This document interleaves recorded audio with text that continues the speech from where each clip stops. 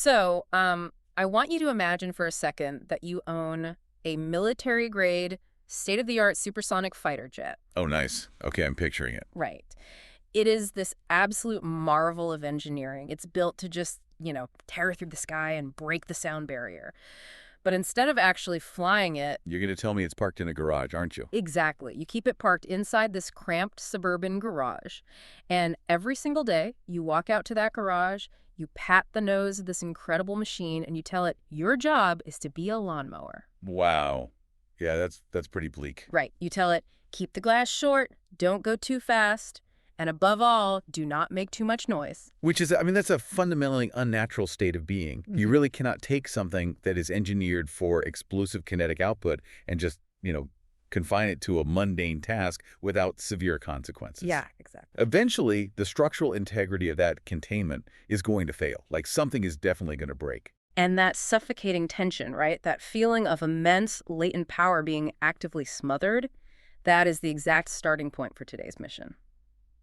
So welcome back to this deep dive, where we are acting as your enthusiastic guides through the incredible layered reality of the Neo Gentrics Multiverse. We really have a very specific objective today. We are exploring part 2 of our journey through this lore, a segment we are officially calling Physics and Panic, the Meat Cleaver Method. Which is such a great title, honestly. I love it. So we're going to put the opening act of Neo Gentrics' book, The Whistling Swordsman, beginnings, completely under the microscope today. And now, real quick, if you're joining us to find out how the massive, multiverse-spanning wars eventually play out, I need to set expectations right now. Yes, very important pacing note here. We are absolutely not going to spoil the deeper lore. We're not touching the explosive, world-altering events that happen later in the timeline.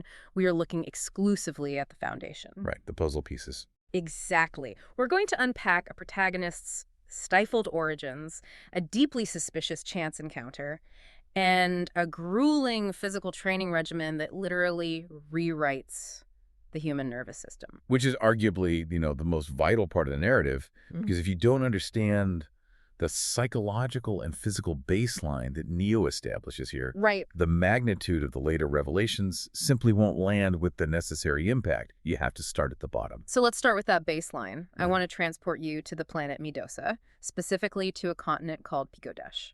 We are introduced to our protagonist, Xeonix Novus. He's 22 years old. Right, 22. And he's living on the outskirts of the city of Sakar. And I got to be honest, his life is staggeringly, aggressively boring. It really is. He's homeschooled, he's isolated on a hill with his parents and his younger brothers, and his days just consist of doing chores and whittling little pieces of wood to sell for pocket change. Yeah, that isolation is the defining characteristic of his existence early on. Because, his father is a metalsmith who actually works in the city of Sakar. Yeah. But he intentionally keeps his family entirely removed from it. There are no peers. There's no modern teenage experiences, no vehicles even. It's really a self-imposed exile. And it goes way beyond just the geography, too, because the Like overarching theme of this household is this extreme, almost suffocating brand of pacifism. Yeah, the family rules. Right. The parents enforce these incredibly strict rules of morality and honor. Like, the absolute highest law of the land in their house is that fighting without a valid cause is strictly forbidden. Which, on a surface level, that sounds like a deeply principled, enlightened way to raise a family. Sure. It echoes a lot of classical philosophical teachings about the restraint of violence and all that. I mean, I agree, but I was really struggling with the parents here, to be honest. Because in a world like Medosa, which we quickly learn is not a safe place at all. Oh, definitely not. It feels borderline negligent. Because Xeonix isn't just an average kid. He comes from a legendary bloodline. Right. So if you're looking at this from the outside, you really have to ask out loud, why is a kid, a 22-year-old with this much raw genetic potential, forced to hold it back? It's the fighter jet in the garage. Exactly. Why are these parents trying to turn a sword into a plowshare so aggressively to the point of basically handicapping their own son? Because that morality that they preach, it's entirely performative. Wait, really? Performative? Yeah, it's a mask for profound, paralyzing terror. When you actually analyze the family's behavior, they aren't practicing enlightened pacifism at all. They are managing a trauma response. They are hiding. Okay, let's unpack that. What exactly are they hiding from? Because Neo gives us some clues. Right. We have to look at the lineage. So Xeonix's grandfather was Xeonclarix. The legend. The legend, known across the continent as the Whistling Swordsman. He was this monumental figure who supposedly died in the Congo War, like 17 years prior to the story. Right. And Neo doesn't give us the full historical textbook on the Congo War right away, which I actually appreciate. Yeah, it's doled out slowly. But the context clues are very heavy. This was a conflict that created deep, enduring animosities. Bad blood. Exactly. The parents know that the enemies of Xeonclarix didn't just vanish when he died. In this geopolitical climate, drawing a sword means drawing a neon target on your entire family. Wow. So they are essentially gaslighting their own son. Yes, pretty. They are framing this conflict avoidance as a matter of being a, good, honorable person, when the reality is they are just terrified that if he ever taps into his natural abilities, the ghosts of the Congo War will just come back to slaughter them. It is a heavy, heavy burden of fear, but it's disguised as a burden of morality.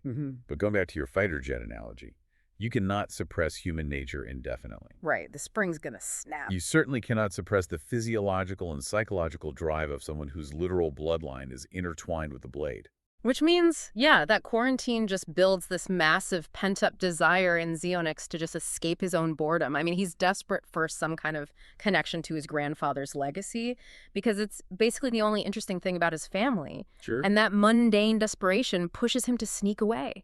He takes his bike into the local town just for groceries and a newspaper, and he completely blows his family's cover. This is the catalyst at the market. Yeah. And I gotta say, it is a masterclass in tension by Neo Gentrics. I was really stuck on this market scene, though, so I need you to help me make sense of it, because Xeonix is at the store, and he physically bumps into this massive man wearing a thick tan coat, carrying twin swords on his back. Kenshin Sensei. Right, Now, this just felt incredibly contrived to me on my first read. Like, this highly lethal warrior just happens to bump into his old master's grandson in a grocery store. What am I missing here? Well, you're assuming Kenshin recognized the boy. Oh, he didn't. Look closely at the mechanics of the scene. Kenshin brushes off the physical collision entirely. He doesn't look at Xeonix's face and see the resemblance to his old master.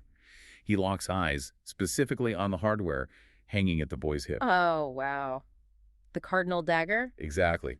It's a relic given to Xeonix by his grandfather when he was 5 years old. It was originally a chain blade, but the chain broke off due to age. Right, so it's just leaving this distinct, highly recognizable dagger, and Xeonix just uses it as a tool to whittle wood. Yeah, but Kenshin recognizes it for what it truly is. Okay, that definitely shifts the perspective. So Kenshin isn't tracking the boy at all. He spots the weapon, and then as soon as Xeonix casually drops his grandfather's name, Xeonclarix, the entire atmosphere of the interaction pivots. It completely flips.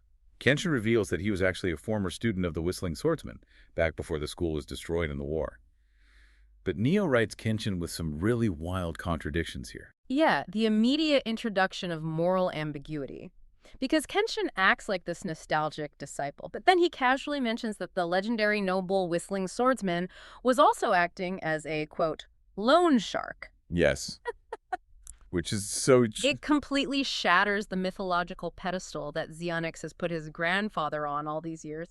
And it gets weirder because Kenshin claims he currently owes this dead man a massive debt in crystals, which is, the lifeblood currency of Pikadesh. Which provides a highly convenient transaction. Yeah. Kenshin basically tells the boy he will teach him the sword arts for free in order to repay his debt in crystals. Yeah, see, I'm not buying the Noble Teacher Act. I really want to challenge Kenshin's motives here. Let's hear it. If Kenshin knows that this clueless 22-year-old kid walking around with the cardinal dagger is a walking beacon for old, dangerous enemies, why offer to train him? Why not just confiscate the dagger, tell him to run home, and hide him? Right.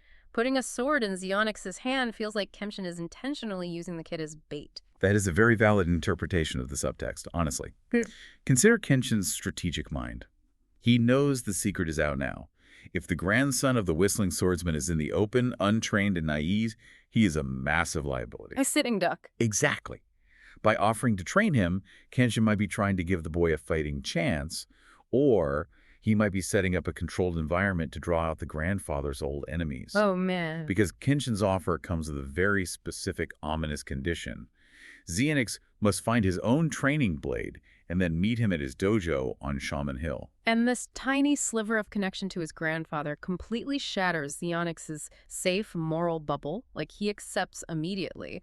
But the journey to Shaman Hill strips away his pacifism in just the most jarring way possible. Oh, absolutely. Because before he even reaches the dojo, he stumbles into a ruined village that serves as this wildly unexpected, lethal first exam. The ambush. Right, the ambush. He gets attacked by these entities, and Neo describes them as bandits, but also heavily implies they might be robotic automatons.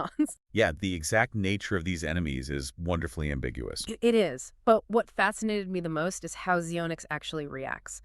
He's holding a heavy, real sword for the first time in his life, facing lethal threats, and his brain defaults to holding the blade like a tiny wood-carving knife. Yes. He survives purely on instinct and whittling techniques. It's insane. It's a brilliant illustration of his psychological handicap. You have a young man in a life-or-death scenario, and his neural pathways are so deeply conditioned by his parents' pacifism that his brain completely rejects the concept of a combat grip. It just refuses. Right. It defaults to the only safe, non-violent physical movement it knows, which is carving a trinket. So why do you think Kenshin set it up this way? I mean, why use these weird bandit robots instead of just sparring with the kid in a safe room? Because Kenshin isn't just looking to see if Xeonix can swing a stick. The bandits, whether they are flesh and blood or mechanical automatons, they serve a diagnostic purpose. A diagnostic purpose. Okay. Yeah. Kenshin is observing what happens when the boy's frontal lobe, which holds all those strict rules of morality, shuts down out of pure terror and his autonomic nervous system takes over. Oh, wow. Kenshin needed to see the raw, unfiltered baseline. And what he saw was a kid whose survival instincts were buried under a mountain of whittling habits. Which brings us to the absolute core of this deep dive, physics and panic. Because when Xeonix finally survives that ordeal and arrives at the Shaman Hill dojo, Kenshin's teaching style is a massive shock to the system. It is the literal definition of sink or swim. Oh, yeah. There are no philosophical lectures about the beauty of the blade. There is no gentle unlearning of his past. Kenshin realizes that standard training just won't work on someone with 22 years of pacifist conditioning. Right. At first, they attempt some standard wooden sword forms, but that doesn't really go anywhere. But then Kenshin forces this horrifying pivot. He eventually takes away the wooden sword, hands Xeonix a heavy, unbalanced practice blade, and a literal meat cleaver. The meat cleaver method. The meat cleaver method. Think about the psychological terror of this moment. You are a kid whose entire existence has been governed by the strict rule that fighting is wrong. You have been totally shielded from violence. Right. And suddenly, this massive warrior hands you a piece of kitchen butchery equipment, explicitly telling you that the goal is to build strength so you have no problems piercing the skin to kill. It is pure, undiluted panic. Let's actually break down the biomechanics of what Kenshin is doing here because it is deeply, deeply calculated. Please do. So a meat cleaver operates on entirely different kinetic principles than a balanced sword. A standard sword is balanced near the hilt, right? You can maneuver it with your wrists, you can feint, you can pull your strikes. It has finesse. Precisely. Mm-hmm. A meat cleaver has absolutely zero finesse. It is incredibly top-heavy. Its center of mass is entirely in the broad blade. Yeah, you can't just flick your wrist with that. Exactly. When you swing a meat cleaver, you have to engage your shoulder, your hips, your core. You have to commit your entire body weight to the downward trajectory. And most importantly, because of that momentum, you cannot pull a punch. If you hesitate with a meat cleaver, it just bounces or gets stuck. You are hacking. You are chopping bone and flesh. It is visceral, ugly violence. Yes. And Kenshin is using the physics of the weapon to forcibly rewrite the boy's morality. He is making Xeonix physically feel the weight of cleaving flesh. Wow. He's forcing him to commit to the kinetic chain of a lethal strike over and over again. He's effectively burning the pacifism out of his nervous system through sheer repetition and physical exhaustion. And here's where it gets incredibly fascinating and where Neo Gentrics really shows us the latent genius inside Xeonix. Because during this grueling training, there is this one critical scene. Oh, I know exactly which one you mean. Yeah. Xeonix is exhausted, and he casually drops his sword into what looks like a resting position. He just holds it straight down, parallel to his body, with the blade facing front. And Kenshin absolutely freezes. Kenshin completely stops the session, because to a layman, that looks like a kid just catching his breath. But to a master, it's something entirely different. That specific posture isn't resting at all. It's an advanced, highly specialized strike stance meant to kill an opponent in one single devastating hit. It is a stance of absolute last resort. Exactly. And the revelation of how Xeonix acquired this muscle memory is, I think, the true aha moment of the first act. It really is. When Kenshin demands to know where he learned it, Xeonix is completely nonchalant. He just says, "Oh, I just copied it from a photograph." From a photo. Right. He has this old picture of his grandfather in his room. He has spent his entire isolated life staring at it, idolizing the man, tracing the geometry of his grandfather's posture. He perfected a lethal killing stance from a piece of paper. Think about the magnitude of that for a second. It's like reverse engineering a fully functioning high-performance engine just by staring at a two-dimensional blueprint. Yeah. He didn't just copy the superficial pose either. His muscles somehow infer the entire complex kinetic sequence required to execute the strike properly. It completely blows Kenshin's mind. Because it took Kenshin, who was studying directly under the Whistling Swordsman in person, a full year of grueling, agonizing practice to perfect that exact stance. Right. And this kid just absorbed the biomechanics through visual osmosis. It proves that the genetic capability, that fighter jet engine we talked about, is fully functional. It was just waiting to be turned on. And this realization prompts Kenshin to finally explain the core philosophy, the underlying physics of the Whistling Wind style. The actual magic system of it, kind of. Kenshin explains that this style is guided by the wind itself. If the biomechanics of the attack are absolutely perfect, the swordsman creates a vacuum. You actually hear the whistle of the wind. The lore says that if you achieve that state, you can actually command the elements. The wind literally becomes an extension of the blade. But the mechanics required to achieve that state are terrifying. To generate a strike so perfect, so incredibly frictionless that it bends the air around it, it requires absolute, unwavering, lethal conviction. No hesitation. None. You cannot have a microsecond of hesitation. You cannot harbor a single shred of doubt or pacifism in your heart when you swing.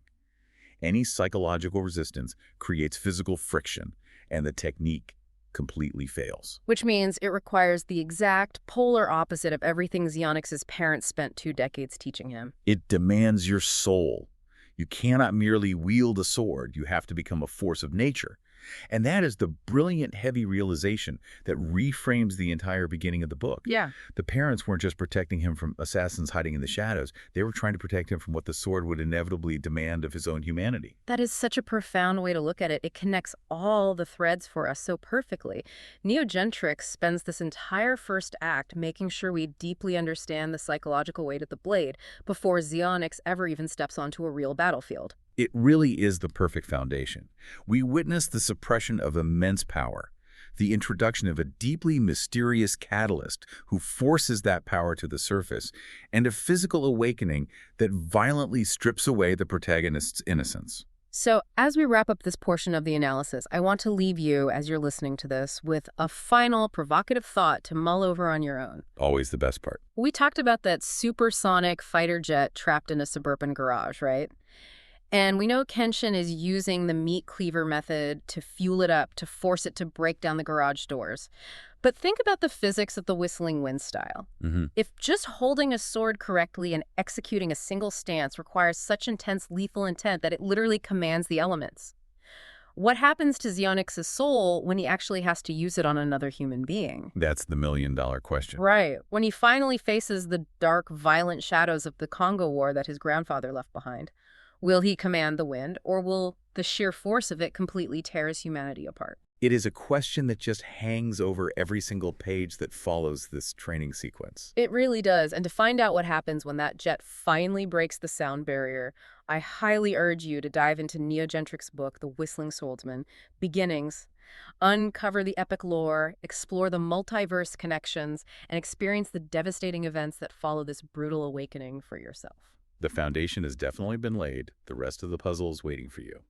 That's it for episode 2. Stick around next time for episode 3, where we will be fiercely debating some of the topics and character choices from this first half before we move into the second act.